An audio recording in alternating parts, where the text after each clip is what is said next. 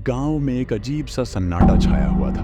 लोगों की बातें एक ही विषय पर थी, खूनी गुड़िया। गांव के बाहर बने पुराने हवेली के बारे में डरावनी कहानियां अक्सर सुनी जाती थी, लेकिन इस बार कुछ अलग ही बात। यह किस्सा जितना पुराना था उतना ही खौफनाक। कहते थे कि वहाँ एक गुड़िया है जो खून की प्यासी है। हवेली के अंदर जिस भी बच्चे ने उस गुड़िया को छुआ वो कभी वापस नहीं लौटा। गांव के युवक आदित्य और उसकी बहन माया इन बातों पर ज्यादा विश्वास नहीं करते। वे शहर से हाल ही में गांव आए थे और अपने माता पिता के साथ रहने लगे थे। गांव के बच्चों और बूढ़ों से खूनी गुड़िया की कहानियां सुनकर वे लेकिन उन्हें लगता था कि ये बस अफवाहें हैं जो डर फैलाने के लिए बनाई गई हैं। एक रात आदित्य और माया हवेली के पास से गुजर रहे थे। दूर से देखा तो हवेली के बंद दरवाजे हल्के हल्के हिल रहे थे, जैसे कोई अंदर से खींच रहा हो। हवेली से जुड़ी कहानियों को सुनकर भी आदित्य का मन जिज्ञासु हो गया। माया उसे समझाने की कोशिश करती रही, लेकिन आदित्य को लगा कि इन कहानियों की सच्चाई का पता लगाना चाहिए। चलो हवेली के अंदर चलते हैं, आदित्य ने मुस्कुराते हुए कहा।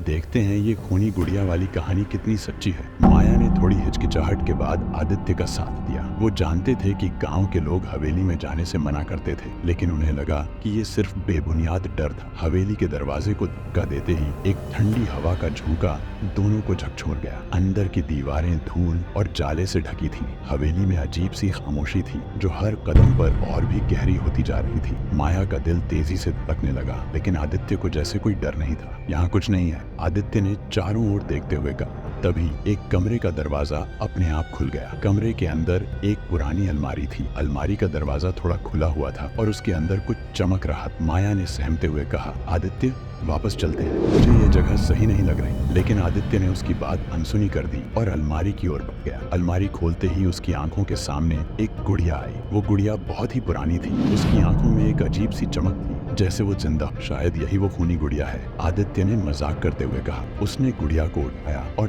तभी कमरे की बत्तियां अचानक झपकने लगी। माया ने डरते हुए आदित्य से कहा, इसे वापस रख दो, हमें यहाँ से चलना चाहिए। लेकिन आदित्य ने गुड़िया को अपने साथ ले जाने का फैसला किया, ये सोचते हुए कि वो बस एक पुरानी खिलौना है जिसके पीछे लौट बिना रात से कहानियां। अजीब घटनाएं शुरू हो गईं। रात में घर के कमरे में दरवाजे अपने आप खुलने बंद होने लगे। माया को लगता था कि कोई उनकी खिड़की के बाहर खड़ा है, लेकिन जब वो देखती तो वहाँ कोई नहीं होता। सबसे अजीब बात ये थी कि हर रात उस गुड़िया को अलग अलग जगहों पर पाया जाता था, भले ही उसे एक ही जगह पर रखा गया हो। एक रात माया को सोते हुए अचानक महसूस हुआ कि कोई उसके बिस्तर के पास खड़ा है। उसने आंखें खोली तो देखा कि वो गुड़िया उसके चेहरे के बहुत करीब थी। उसकी चमकती हुई आंखों से सीधे उसकी तरफ देख रही थी। माया डर के मारे चीख पड़ी। आदित्य भी अब समझने लगा था कि कुछ गलत हो रहा है। उसने गुड़िया को वापस हवेली में ले जाने का फैसला किया। अगले दिन वो माया के साथ फिर से हवेली की तरफ बढ़ा। जैसे ही आदित्य और माया हवेली के पास पहुंचे, हवेली का दरवाजा फिर से अपने आप खुल गया। अंदर का माहौल और भी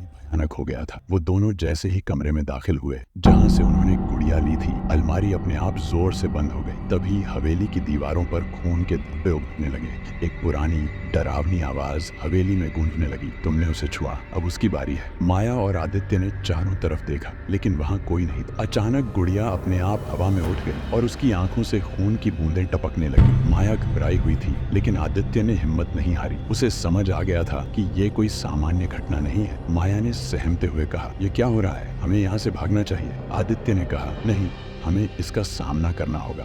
मुझे लगता है कि इस गुड़िया के पीछे कोई पुराना राज छुपा है। तभी हवेली की दीवारों से एक धुंधली आकृति प्रकट हुई, एक औरत की आत्मा। उसने अपनी कांपती आवाज में कहा, वो गुड़िया मेरी बेटी की आखिरी निशानी थी। उसे किसी ने मार दिया था और उसकी आत्मा उस गुड़िया में कैद हो गई। जिसने भी उसे छुआ वो कभी वापस नहीं लौटा। आदित्य ने कांपते हुए पूछा, क्या तुम्हारी बेटी की आत्मा को शांति मिल सकती है? आत्मा ने धीमी आवाज में कहा, हाँ, अगर उसकी हत्या करने वाले का नाम जान लिया जाए तो उसे शांति मिलेगी। अब आदित्य और माया के पास केवल एक ही रास्ता था, वो इस हत्या के रहस्य का पता लगाना था। उन्होंने गांव के कुछ बुजुर्गों से हवेली और वहां रहने वाले परिवार के बारे में जानकारी जुटानी शुरू की। पता चला कि लगभग 50 साल पहले इस हवेली में एक परिवार रहता था जिसकी एक छोटी सी बेटी थी। एक दिन वो बेटी और कुछ दिनों बाद उसकी लाश हवेली के पिछवाड़े में मिली। उसके बाद से ही हवेली को छोड़ दिया गया था और गांव वालों ने वहां जाना बंद कर दिया। आखिरकार आदित्य और माया ने उस हत्यारे का पता लगाया जिसने लड़की की हत्या की थी। वो कोई और नहीं बल्कि गांव के ही एक प्रभावशाली व्यक्ति का बेटा था, जिसने अपने पिता के कहने पर उस बच्ची की हत्या कर दी थी ताकि वो हवेली को कब्जे में ले सके। आदित्य और माया ने उस हत्यारे के नाम का खुलासा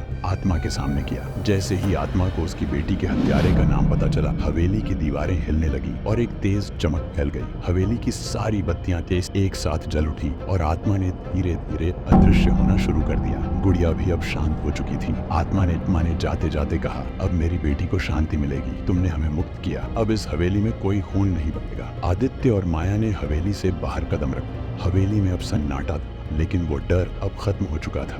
दोनों ने एक दूसरे की तरफ देखा और राहत की सांस ली। लेकिन जैसे ही वो गांव की ओर लौटने लगे, एक हल्की सी हंसी हवेली से गूंज उठी। उन्होंने पलट कर देखा, लेकिन हवेली के दरवाजे अब बंद हो चुके थे। क्या वो सच में खत्म हो चुका था या फिर ये बस एक शुरुआत थी? आदित्य और माया तो सुरक्षित बच गए, लेकिन क्या आप इस रहस्य का हिस्सा बनना चाहेंगे?